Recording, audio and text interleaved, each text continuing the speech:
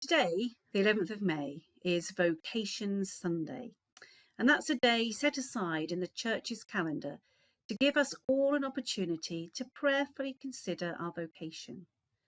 Maybe considering questions such as, where are we called to be? What does our vocation look like? Or even, what do we understand by the word vocation? Because I think sometimes when we hear the word vocation, we think about our job or our career, what we do for a living, how we earn money to pay the bills.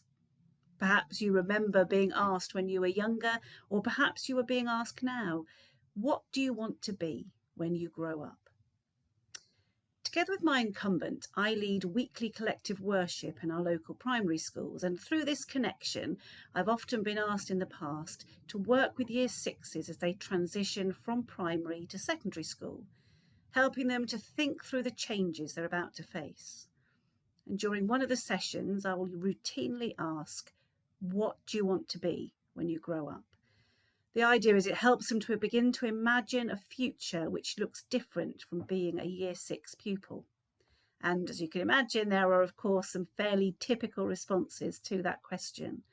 Lots of young people want to be famous actors, singers, professional football players, YouTubers. Few want to be nurses and doctors, and I even once had someone say they wanted to be Prime Minister. But one pupil, on being asked what they wanted to be when they grew up, replied, I want to be kind. They had seen the question not as what they wanted to do for a job, but what they wanted to be, how they wanted to interact with the world and how they wanted the world to see them. They wanted to be kind. And I think this helps us to work out what vocations is all about, because it's more than just doing a job. It's not so much what we do, but who we are, who God intends us to be. We can all learn to do lots of things, but that's different to what God intended us to be. Verse 14 in Psalm 139 reminds us that I praise you, for I am fearfully and wonderfully made. God has made each one of us to do his mission here on earth. And the way we achieve that is by being who God created us to be. So vocations is about working out what God is calling us to be. Now, of course, that is going to need us to do some doing, but at the heart of our vocation, it's about being. Our ministry is not just about doing things, it's about being who we are made to be. As a licensed lay minister, I do not feel called to sacramental priestly ministry. I'm not called to preside at the Eucharist or be the conduit for God's blessing and absolution. It's not that I'm not physically able to do these things, just that the thought of doing them feels completely wrong to me and fills me with trepidation. Those who I have stood next to in the sanctuary when asked to act as a deacon or to administer the chalice have commented on how I suddenly become this awkward and fearful wreck. I lose all confidence, I feel totally at sea, lost, in the wrong place. Ask me to stand up in collective worship in front of 150 children and talk about my faith, happy days. Or to preach or lead a funeral service or talk about future lay ministry in the Diocese of Chelmsford, that's all fine. But ask me to stand in the sanctuary and hold consecrated wine, that takes all my effort not to just run away.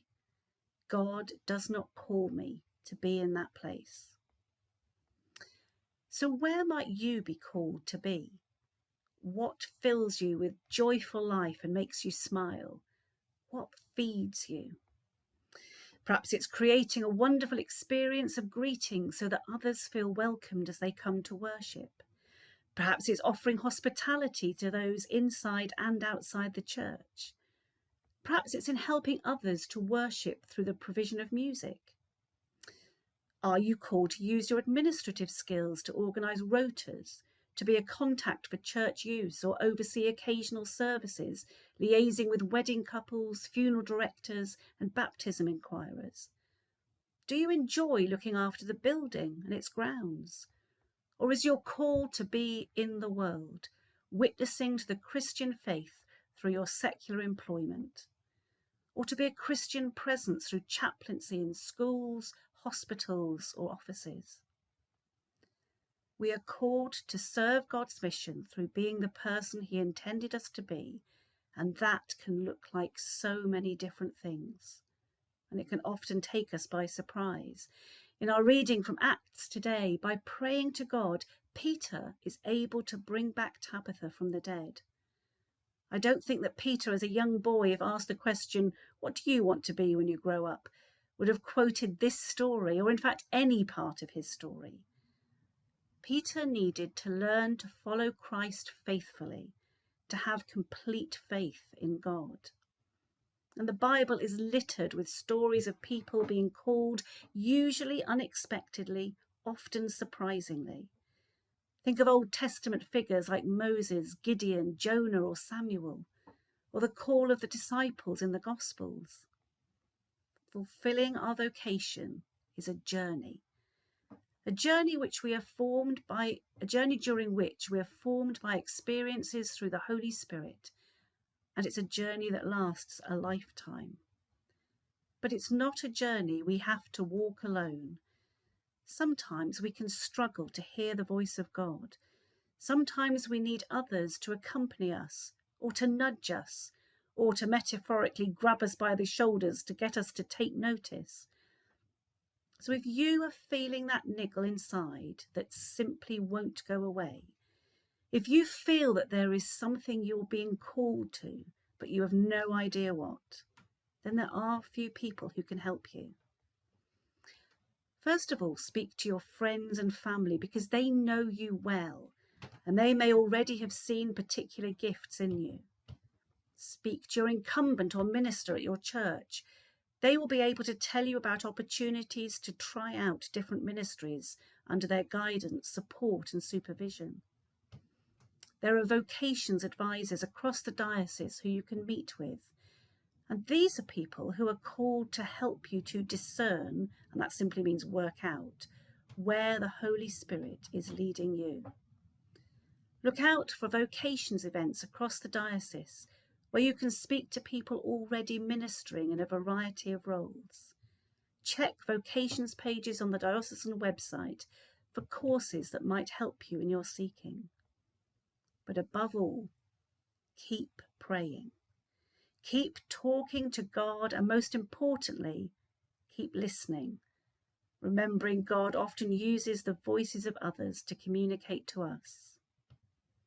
So, on this Vocations Sunday, what is it you are being called by God to be?